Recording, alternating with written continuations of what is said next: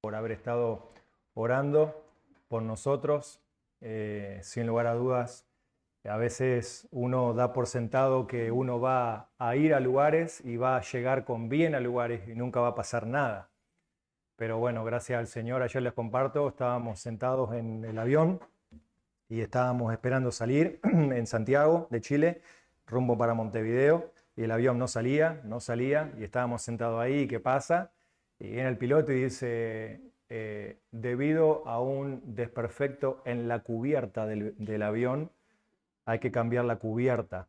Si el avión hubiese aterrizado en Montevideo, la cubierta hubiese explotado, y bueno, una cubierta con un explotar no hubiese sido nada bueno. Y encima, agregarle a eso, que cuando veníamos bajando en Montevideo había una tormenta increíble. El avión se movía como nunca una coctelera se había movido ahí arriba, un viento tremendo. Cuando el avión toca la pista, pega un salto, porque la pista está toda mojada y está lloviendo fuerte y el viento, el avión baja, rebota y vuelve a aterrizar y ahí lo puede frenar. Y yo pensaba, ¿no? La providencia del Señor, que Dios utilizó a un incrédulo muy factiblemente para hacer la inspección al avión y que diga, este avión si llega a aterrizar así como está, explota la cubierta y se despista y puede hacer un desastre. Bueno, Dios ha guardado como dice la palabra, Dios guardará tu salida y tu entrada.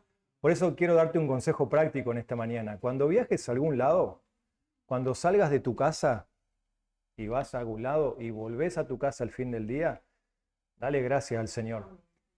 Porque a veces no nos damos cuenta de los peligros que el Señor nos guarda, ¿no? Y que decimos, llegué con bien. La mano del Señor nos ha hecho llegar. Así que bueno, damos gracias al Señor que estamos acá para empezar un nuevo año, refrescados con la palabra. Tengan por cierto que los misioneros con los cuales hemos estado en nuestra misión han orado por ustedes, han orado por la iglesia. Así que bueno, ahora confiamos que el Señor, este nuevo 2026, nos pueda dar un buen tiempo en el cual podamos crecer en la gracia del Señor. Vamos a orar y luego vamos a introducir lo que vamos a empezar a estudiar a partir de ahora, de estos domingos de verano aquí en la escuela dominical, para que el Señor pueda bendecirnos en esta mañana. Vamos a orar. Padre, gracias Señor te damos porque tú eres bueno, como dice tu palabra. No podemos dejar pasar por alto esta verdad. Tus misericordias alcanzan hasta los cielos. Y mi alma lo sabe muy bien, como dijo David. Gracias Señor porque tú estás pendiente de cada uno de los detalles de nuestra vida, aún como dijo el apóstol Pablo a los Colosenses, por el poder de tu palabra subsisten todas las cosas hasta hoy. Aún Job reconoció esta verdad también cuando conversó con el Altísimo y dijo, tú quitas a todo ser viviente el hálito de vida y dejan de ser.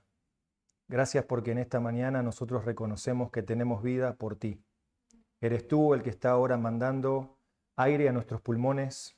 Eres tú el que manda con el poder de tu palabra a que nosotros podamos razonar, podamos pensar, podamos ver y hacer para que en esta mañana podamos estar en este lugar.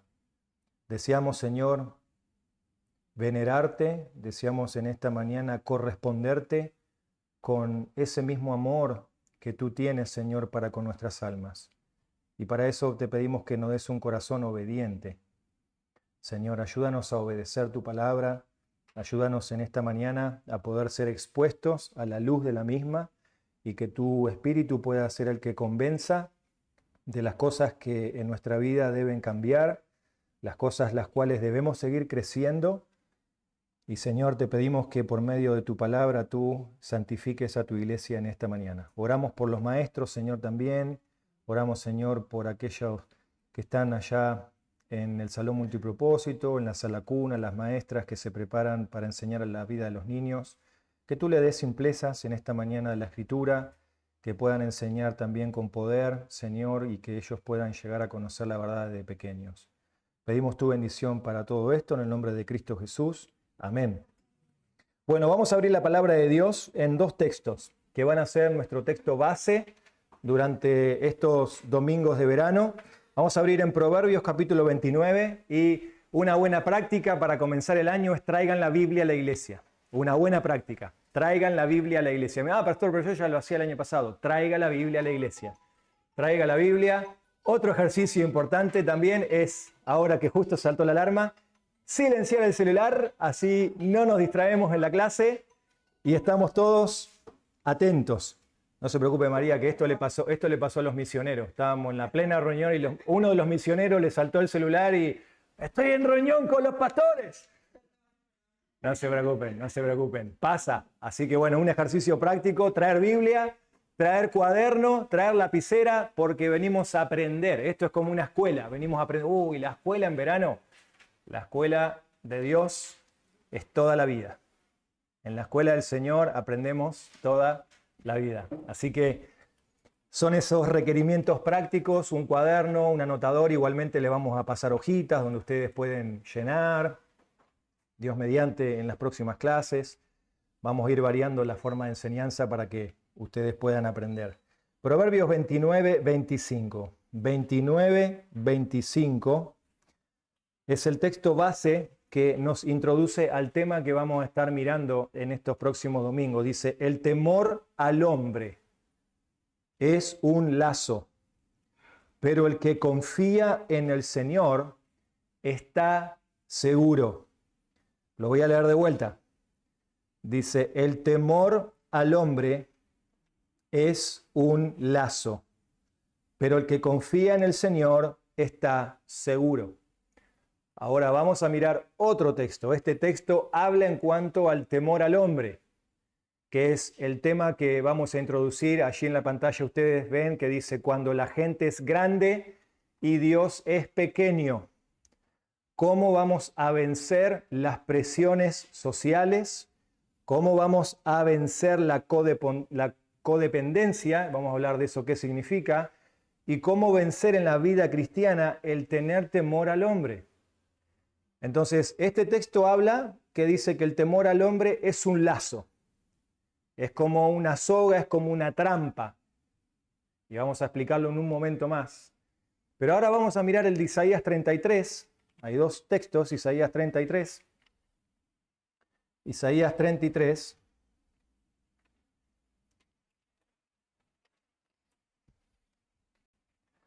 Versículo 6.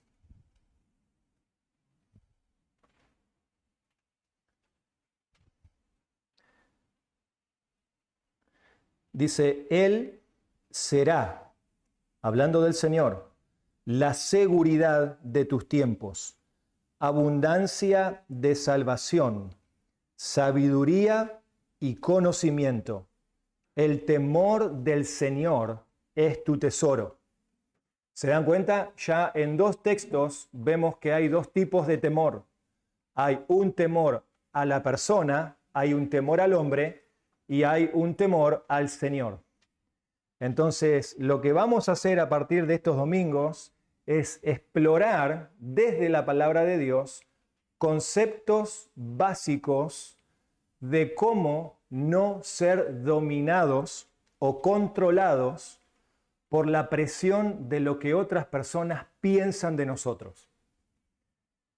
Y vamos a hablar un poquito más en detalle, porque, por ejemplo, como seres humanos, muchas veces podemos llegar a luchar con esto de buscar siempre la aprobación de los demás. Estamos buscando ser aprobados porque tenemos miedo a ser rechazados. No nos gusta que las personas nos rechacen. Tenemos muchas veces temor a que otros nos dejen de lado por cómo pensamos, por cómo hacemos las cosas en nuestra vida, y podemos caer en la trampa de lo que la otra persona opine de mí influye en mis decisiones. No decido bajo un patrón bíblico, sino que estoy decidiendo bajo lo que otra persona está pensando. ¿Por qué? Porque quiero agradar a esa persona, porque quiero hacer lo que esa persona piensa que es correcto, por miedo a ser rechazado. Déjeme darle un ejemplo de esto, un ejemplo de cómo se ve esto en una historia que dice, cuando el silencio pesó más que la verdad. El silencio pesó más que la verdad. Daniel y Rebeca eran un matrimonio conocido en la iglesia por su amabilidad y su disposición para ayudar. Amaban al Señor, pero en el fondo había algo que gobernaba muchas de sus decisiones: el temor a lo que otros pensarán de ellos. Un domingo, durante una reunión importante, escucharon comentarios injustos sobre una familia nueva en la congregación. Sabían que lo que se decía no era verdad. Daniel recordó las palabras de Proverbios 29. El temor del hombre pondrá un lazo. Aún así, miró a Rebeca y guardó silencio. Ella también sintió la convicción, pero pensó: si hablamos, vamos a quedar mal con los demás.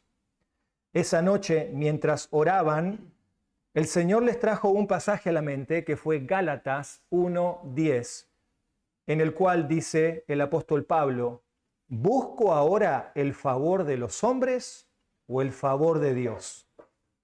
Comprendieron que habían elegido la aceptación humana antes que la obediencia al Señor. No habían negado su fe con palabras, pero sí con su silencio. Al día siguiente, Daniel y Rebeca decidieron hablar con humildad y con verdad.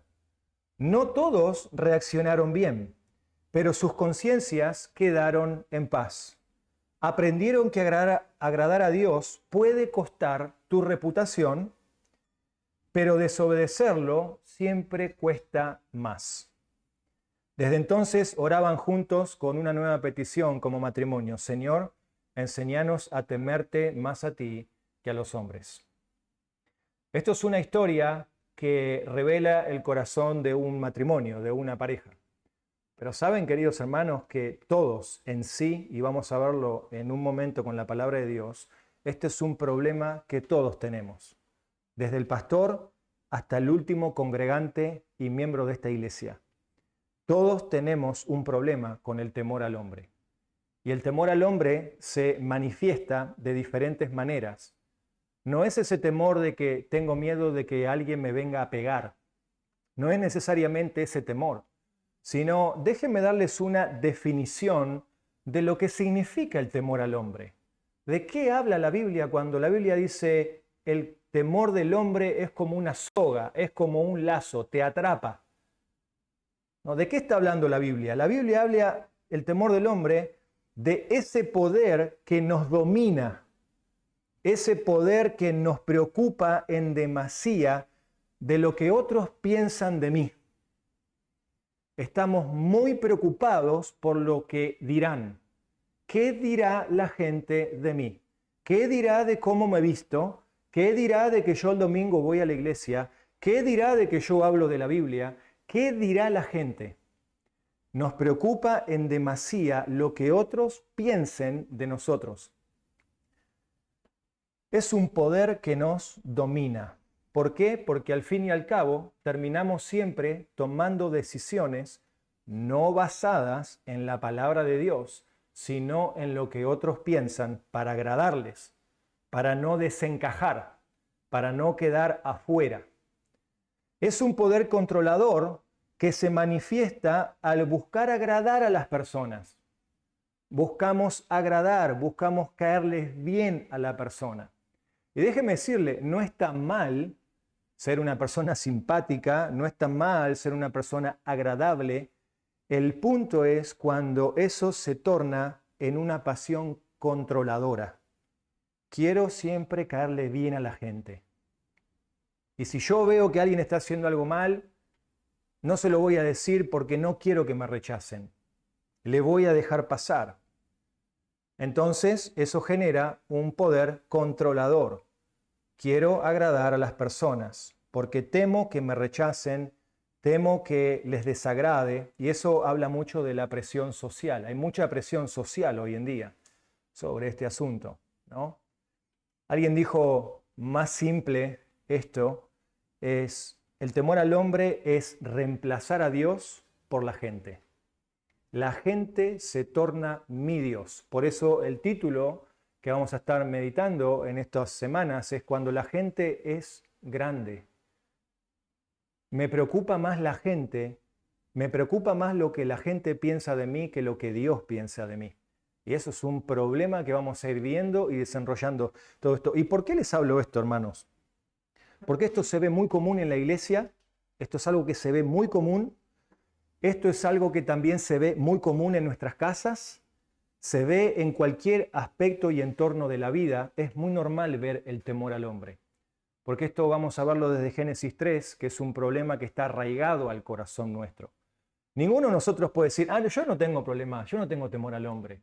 Bueno, yo quiero mostrarte que sí, todos tenemos temor al hombre. Quiero leerte algunas definiciones de cómo se manifiesta el temor al hombre. ¿De qué manera se manifiesta el temor al hombre? Por ejemplo, ¿has batallado contra la presión social? La presión social es simplemente un eufemismo del temor al hombre. Si la experimentaste cuando eras joven, créeme, aún está allí. Puede estar sumergida y revelarse en maneras más apropiadas para un adulto, o puede estar camuflada en tu impresionante currículum vitae, tus deslumbrantes éxitos. En tu currículum, cuando vas a buscar un trabajo, tratás de agrandarlo el currículum con cosas que hiciste, con cosas que realmente lograste en tu vida. ¿Por qué? Porque querés ser aceptado en ese trabajo. ¿Tienes demasiados compromisos? Es otra manera de mostrar temor al hombre. ¿Tienes demasiados compromisos? ¿Encuentras difícil decir no aun cuando la sabiduría te indica que no deberías agarrar tantos compromisos? ¿Eres alguien que vive para complacer a los demás? No, me pidieron ir a tal lugar, pero bueno, tengo que ir porque no quiero quedar mal. Sé que quizás no tengo que hacerlo, pero bueno, no quiero quedar mal, tengo que ir a ese lugar. ¿Necesitas algo de tu cónyuge? Vamos a hablar de esto. Ayer venía en el avión y venía leyendo acerca de lo que hoy el mundo dice, esto es una necesidad, yo necesito esto, necesito tener esto. Vamos a ver cómo la Biblia define lo que es una necesidad y lo que es realmente un gusto personal que tiene que ver con nuestro corazón. Necesito que mi cónyuge me escuche, necesito que mi cónyuge me respete. Si nosotros buscamos eso, ten cuidado porque el cónyuge te va a controlar en vez de Dios controlar tu vida. Por ejemplo, otro aspecto. ¿Estás siempre inseguro de las decisiones que tomás a causa de lo que los demás puedan pensar? Estamos inseguros de las decisiones, ¿no? Buscamos muchas veces al pastor para que nos diga lo que nosotros tenemos que hacer. No hay nada malo con pedir un consejo a los pastores, siempre y cuando estén centrados en la palabra de Dios. Pero recuerda, los pastores no pueden decirte lo que tú debes hacer. La Biblia canta lo que uno debe hacer, ¿verdad? Otra manera, ¿mientes? Especialmente las mentiras piadosas o las mentiritas blancas. ¿Qué me dices de disfrazar una realidad? No contamos todas las cosas como una realidad, sino que tratamos de disfrazar muchas veces las cosas. ¿Por qué? Tenemos temor de que si contamos la realidad de lo que está pasando, podamos quedar expuestos. Entonces hay que disfrazar el asunto. Otra, ¿tienes celos de otras personas? ¿Estás siendo controlado por ellos y sus posesiones? Cuando una persona es celosa, muestra que tiene temor al hombre. Tiene temor a perder algo. ¿Te enoja o deprime a menudo la gente? Si siempre estás enojado con la gente o estás deprimido con la gente, ¿te saca de tus casillas? Si es así, probablemente son el centro del control de tu vida. Siempre estás dejando que la gente domine tu vida. Por eso te frustras con las personas, te frustras con las situaciones, ¿no? Y eso tiende a que aislarnos, nos aislamos, no queremos estar con gente. ¿Por qué? Tenemos temor. Una pregunta. Sí. Pero muchas veces uno acepta ciertas realidades para evitar discutir, porque también hay que callar en muchas oportunidades. Muy buen alcance, hermana. Yo creo que como dice... Debemos dar el ejemplo de la paz, estar en paz, esperar un momento quizás para decir las cosas, pero no será arrebatado. Muy bien, hay un principio ahí en el libro de Proverbios capítulo 10 que dice, el justo piensa para responder. Supongamos que yo estoy en un conflicto y eso también tiene que ver un poco con nuestro carácter, ¿no? Y con un poco de la manera que el Señor nos hizo. Hay personas que no les gusta confrontar. Hay personas que les gusta evitar los problemas. ¿Por qué? Porque temor al hombre. Puede ser una razón, ¿no? Hay momentos que hay que orar, hay que pensar, ¿verdad? Pero esta semana justamente aprendimos acerca de la vida de Moisés en la conferencia que un creyente debe proseguir la justicia, aunque duela. Cuando hay que hablar asuntos que tienen que ver con la gloria de Dios, en este caso, yo debo buscar el momento, orar al Señor y que me dé la gracia y la verdad para poder hablar, pero no callar. Muchos de los problemas que tenemos interpersonales es porque las cosas no se hablan, se callan. Yo cuando hago a veces consejería con las parejas, los matrimonios o con las personas, me cuentan sus problemas y la pregunta básica es ¿cuándo esto empezó? Hoy no, esto viene de años. ¿Cómo viene de años?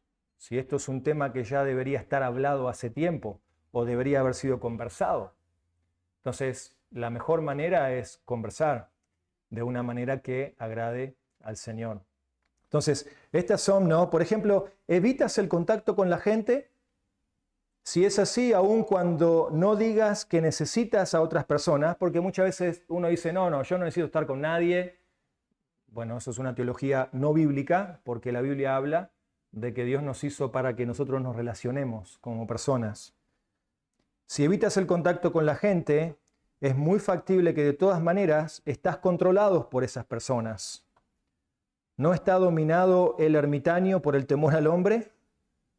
Entonces, el autor habla de varias maneras, ¿no? De cómo una persona puede ser controlada por el temor al hombre. Entonces, pensemos en esto. Controla, me preocupa en demasía lo que otros piensan de mí. Tengo miedo a ser rechazado. No quiero exponerme, no quiero que los demás vean mis faltas. No quiero quedar expuesto. ¿No? Entonces, tenemos más un temor a lo que el hombre piense y al final terminamos construyendo a las personas como el lugar de Dios. O lugar de Dios. ¿Quién es el que juzga? ¿Se acuerdan lo que dice Romanos en capítulo 8? Ni la muerte, ni la vida, ni nada de esto pueden separarme del amor de Cristo. ¿Quién es el que te juzga? ¿Quién es el que juzga? Dios es el que juzga, no el hombre. Pero con esta sociedad, y vamos a verlo más adelante en las clases, todavía más entrando en febrero, que la sociedad ejerce una presión. Por eso que hoy nosotros en las redes sociales, ¿no? Nos gustan nuestras historias, ¿no? Dónde estamos, nos ponemos en dónde fuimos, a dónde salimos. Como les digo, esto es un problema universal. Tratamos de, por ejemplo, ¿no? En las historias de Instagram, ¿no? Tratamos de poner cosas como una fachada, quiere poner una fachada de algo que no es una realidad. ¿Por qué? Temor al hombre. Quiero mostrar que por fuera está todo bien. Quiero agradar a la gente. Entonces, vamos a mirar qué es lo que nos dice la Biblia con este tema y cómo la Biblia nos ayuda a nosotros, desde el primer lugar, y cómo nosotros podemos ayudar como hermanos en la fe a otros hermanos que tienen este problema. Déjenme decirles que esto que estamos haciendo ahora nos tiene que servir para nosotros ayudar a los hermanos. Para ayudar, que la palabra nos ayude a nosotros. Esto no es para que, bueno, qué lindo estudio. Esto es un tema serio en la iglesia, es un tema serio en la vida personal de cada uno. Y como vamos a ver en el pasaje de hoy, en un momento que cuando el hermano Ale comparta, necesitamos la ayuda de la iglesia, necesitamos la ayuda de los hermanos. Entonces, ¿qué es lo primero que debemos hacer para lidiar con este asunto? ¿Qué es lo primero que le decimos a alguien que vemos que tiene temor al hombre o a nosotros mismos? Primero, debemos reconocer que el temor al hombre es un tema universal que trasciende a creyentes y que también está con los incrédulos y que es un tema preponderante en la Biblia. Eso es lo primero que yo debo entender acerca de este tema. Este es un tema que afecta a todos. No hay ninguno No hay ninguno. Si tú me dices en esta hora, yo no tengo temor al hombre, me estás mintiendo porque tienes temor de que yo vea que sí tienes temor. Entonces, tienes que empezar por el paso correcto. ¿Cómo yo voy a lidiar con esto dentro de mí? Primero, reconocer que esto es un tema universal y que es un tema que la Biblia lo aborda abundante. Vamos a mirar esto. Hechos capítulo 5, alguien por favor me lea Hechos capítulo 5, versículo 29. Vamos a leer 3 narrativas y yo voy a leer la de Daniel capítulo 3. Alguien que busque Hechos 5, 29. El que tenga ese texto que por favor me lo lea. Dale, Santi.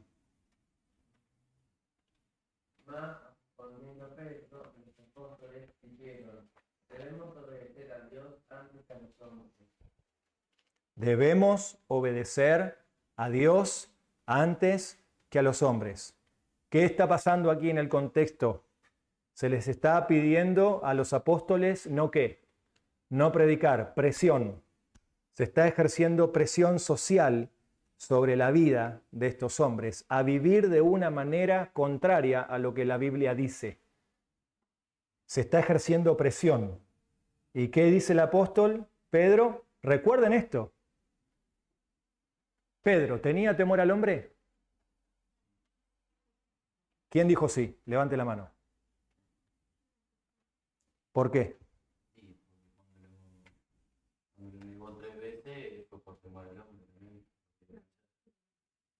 Bien. Y ahora algo pasó. ¿Qué pasó desde que él niega a Cristo hasta Hechos capítulo 5? Algo pasa con él. Él entendió que él tenía temor al hombre y que él debe crecer en el temor al Señor. Porque vamos a aprender que en el temor al Señor se crece. No es algo que aparece de un día para otro. No es algo que yo reemplazo. Bueno, ya no tengo más miedo a la gente. Crecemos en el temor del Señor. Y cuanto a medida que vamos creciendo en el temor del Señor, nuestro temor al hombre va disminuyendo. Debemos crecer en el temor del Señor y vamos a verlo bien en detalle eso. Pero a Pedro se lo puso contra las cuerdas y él dijo, es mejor obedecer a Dios antes que a los hombres. No me importa lo que ustedes piensen de mí, yo tengo la verdad bíblica del Evangelio que les estoy predicando. Ahora, ¿qué dice Jesús en Mateo 10, 28? Alguien que busque ese texto hasta que yo llegue ahí a Daniel capítulo 3. Mateo 10, 28. Otro que lo lea, por favor. Alguien que lo tenga. 10, 28. Alguien que lea ese texto. Dale, Enzo. No temáis a los que matan el cuerpo, pero no puedan matar el alma. Más bien temed a aquel que pueda hacer perecer tanto el alma como el cuerpo o el infierno. Jesús está haciendo aquí un contraste y dando un poco línea de a quién le debo temer. No le tengo que tener temor a la gente, más vale le tengo que tener temor a alguien que tiene mucho más poder que un ser humano. Le tengo que tener temor a Dios, que Él tiene el poder del destino de mi alma, no del curso de mi vida. Las personas pueden decir, bueno, vos siempre hiciste esto, vos sos así, pero el Evangelio me puede cambiar. Entonces si yo era una persona que tenía la tendencia a enojarme siempre, ahora en la gracia del Señor no me enojo más o me enojo menos porque Dios está trabajando conmigo. Estoy creciendo en el temor del Señor. Yo soy una persona que era ociosa y no me gustaba hacer cosas. Ahora que conozco al Señor y temo al Señor, voy creciendo en ser más aplicado, más diligente. Voy creciendo en la gracia del Señor. Entonces ya no soy un vago. Soy una persona que el Señor está transformando. Entonces no me define lo que la cultura dice, me define la Biblia, lo que Dios dice de mí. Entonces, no tengan temor a aquellos que pueden como máximo agarrar tu cuerpo y pegarte un tiro. No tengas temor. Peor debería ser que el que te pegue el tiro te mate y después te encuentres frente a Dios y ese tiene el poder para agarrar tu alma y echarla en el infierno, destino eterno. ¿Se dan cuenta? Jesús está poniendo peso en este texto.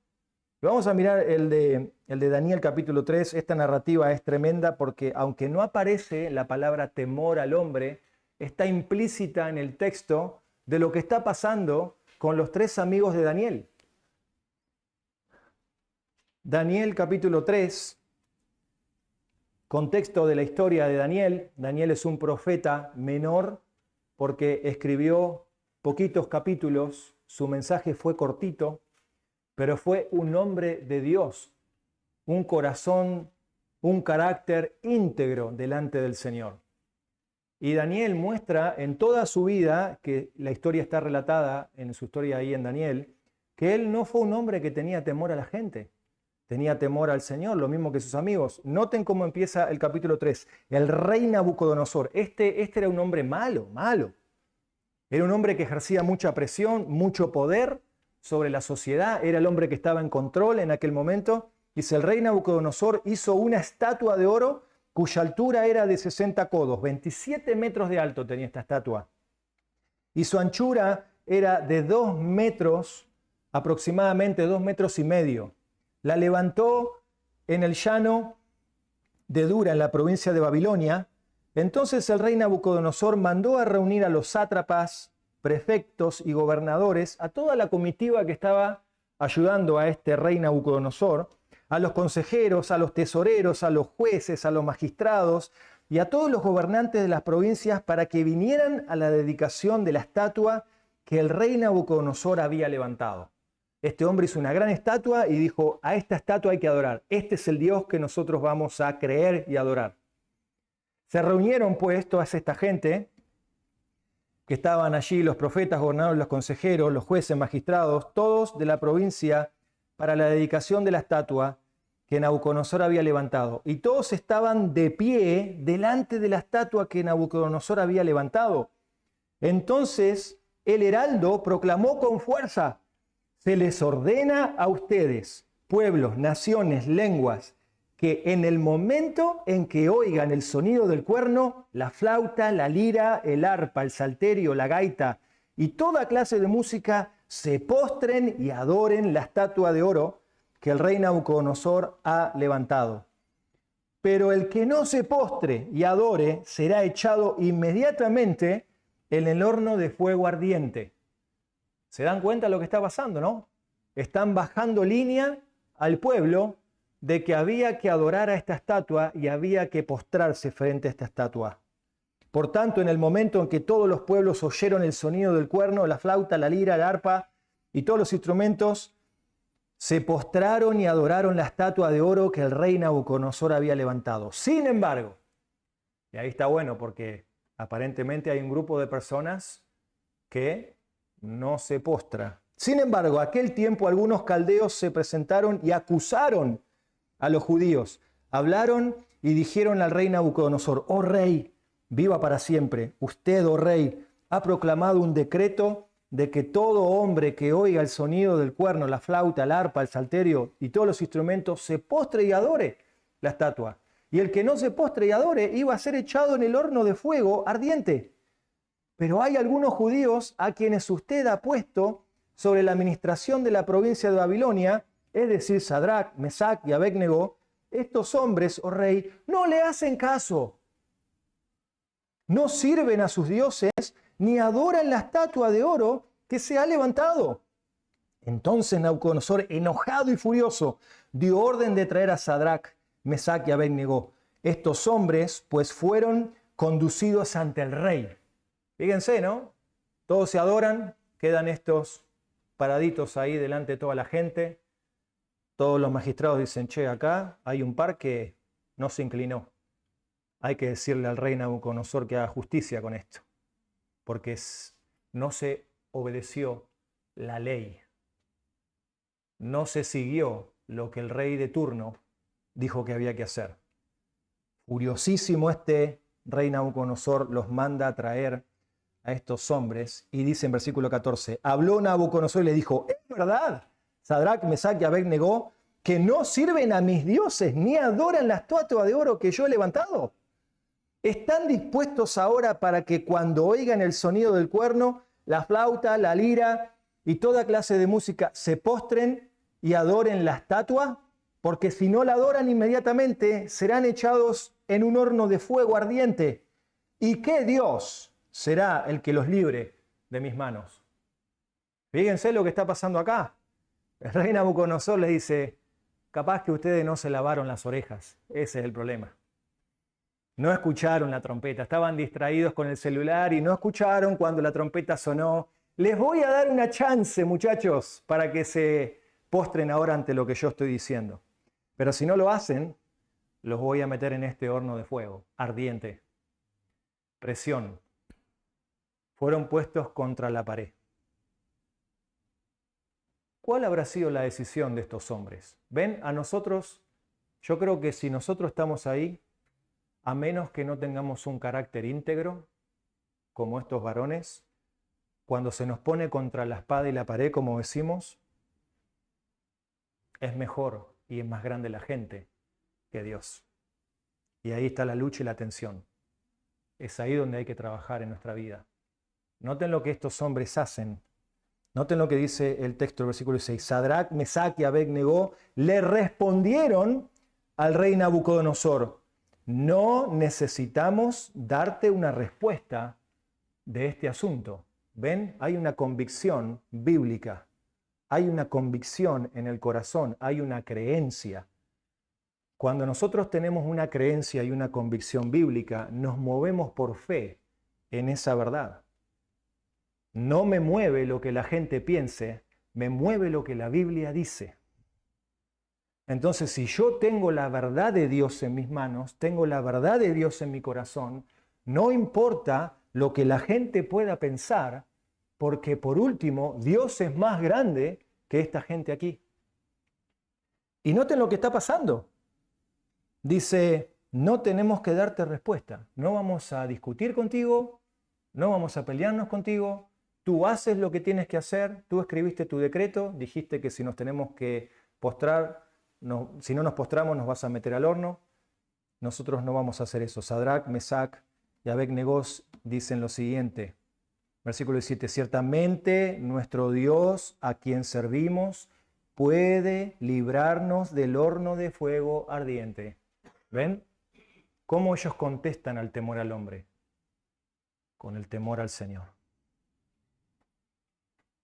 ¿Saben por qué muchas veces nosotros, hermanos, cedemos a la presión de la gente? Porque honestamente no hay una convicción centrada en la Escritura y no hay temor al Señor. Pensamos que Dios es chiquito y que las consecuencias son mínimas. No pasa nada si desobedezco a Dios, pero pasa un montón si no hago lo que la gente dice. Me van a dejar de lado, no me van a hablar más, se van a burlar de mí, pero no estamos pensando las implicaciones bíblicas que hay detrás del temor al hombre. Es un lazo por sobre el temor al Señor. Miren la historia. Dice, nosotros servimos al Dios vivo, quien nos puede librar del fuego ardiente, y de su mano, de tu mano me va a librar el Señor. ¿Por qué? Porque Dios es más grande. De tu mano nos librará. Pero si no lo hace, miren, ¿no? Cómo contestan. Supongamos que Dios dice, quiero que mueran por esta manera si los traigo más rápido a mi presencia. Si no lo hace, cabe la posibilidad, oh rey, que no serviremos a tus dioses, ni los adoraremos a la estatua de oro que tú has levantado. Convicción, temor al Señor. Versículo 24. Dice, entonces rey Nabucodonosor se espantó y levantándose apresuradamente preguntó a sus altos oficiales, ¿no eran 3 los hombres que echamos atados en medio del fuego? Así es, rey, respondieron ellos. Miren, respondió el rey, veo a 4 hombres sueltos que se pasean en el medio del fuego sin sufrir daño alguno. ¿Ven? ¿Cuál es el problema acá? ¿Se acuerdan lo que dijo Cristo? No teman a los que los pueden matar. Estos están adentro del horno, supuestamente se estarían quemando, pero no se están quemando. Y dice, veo a 4 que están sueltos y que se pasean en medio del fuego sin sufrir daño alguno. Y el aspecto del cuarto es semejante al de un hijo de los dioses. Muchos piensan que el que está caminando adentro del horno es Cristo. Muchos comentaristas piensan que es el Señor quien está caminando en el fuego, sosteniéndolos. No temas a los que pueden matar el cuerpo. Teme a aquel que después de la muerte en el horno tiene que lidiar con ese alma que no tuvo el valor para ponerse enfrente con una convicción bíblica. Ellos estaban confiados en el Señor. Noten lo que dice el versículo 28. Dice, entonces Nabucodonosor, después que vio todo esto, dijo, bendito sea el Dios de Sadrach, Mesach y Abed-Negó, que ha enviado a su ángel y ha librado a sus siervos que confiando en él desobedecieron la orden del rey y entregaron sus cuerpos antes de servir y adorar a ningún otro Dios excepto a su Dios. ¿Ven? Qué convicción, ¿eh? Si hoy te piden hacer algo que va en contra de Dios, si hoy te piden hacer algo que va en contra de un mandato explícito de la palabra de Dios, ¿qué vas a hacer? Quizá podemos llegar a decir, no, voy a obedecer la palabra. Pero saben, hermanos queridos, cuando la presión llega, hay muchos factores que empiezan a jugar en nuestro plato, en la mesa. Y los vamos a ir descubriendo más adelante. Ya la hora se fue, vamos a frenar acá. Pero saben, solamente les voy a mencionar esto y la semana que viene vamos a retomar. Hay 3 razones por las cuales nuestro corazón teme. La primera es, tememos a la gente porque puede ponernos al descubierto. Nos pueden exponer. Las personas pueden exponer lo que está pasando en nuestro corazón. Entonces tengo temor y entonces trato de encajar y trato de agradar. Tememos a la gente porque puede rechazarnos, ridiculizarnos o despreciarnos. Tememos a la gente porque puede atacarnos u oprimirnos, hasta amenazarnos. Este es el caso de los muchachos, Sadrach, Abed y Daniel. ¿Dónde está la respuesta a esto? Salmo 139, versículo 1 es el Evangelio. Señor, examina mi corazón. Examina mi corazón. ¿Saben, hermanos queridos, que vamos a verlo la semana que viene, ¿no? En Génesis capítulo 3, es donde se descubre la desnudez de Adán y Eva. Y eso trajo vergüenza. ¿Vieron lo que la Biblia dice? Ellos se taparon, se cubrieron con hojas porque tenían ¿qué?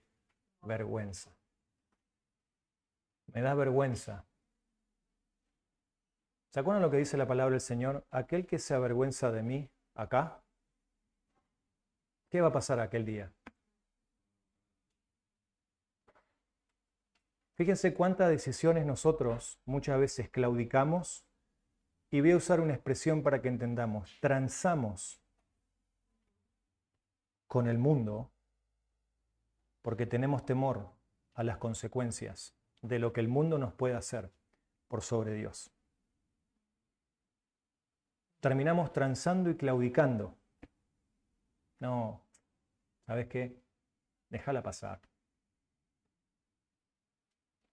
Examina mi corazón, Señor, y ve si en mí hay un camino perverso. El temor al hombre es un camino perverso. ¿Por qué? Porque termina atrapando, termina dejándote esclavo de no agradar al Señor, de no crecer en su temor. Superficialmente el problema real no es lo que la gente piensa de mí. Ese no es el problema. Uy, ¿qué van a pensar de mí, pastor? Mire, ese no es el problema real. La realidad está dentro de nuestro corazón y con Dios. Ahí está el tema. No creemos que Dios, lo que Dios piense de nosotros es más importante que lo que la gente pueda pensar de ti. Entonces tengo temor y cedo. Ahí yo les dejé una hojita para que ustedes esta semana, en base a lo que escucharon, pudieron anotar y los pasajes, puedan reflexionar en su casa. No las voy a leer,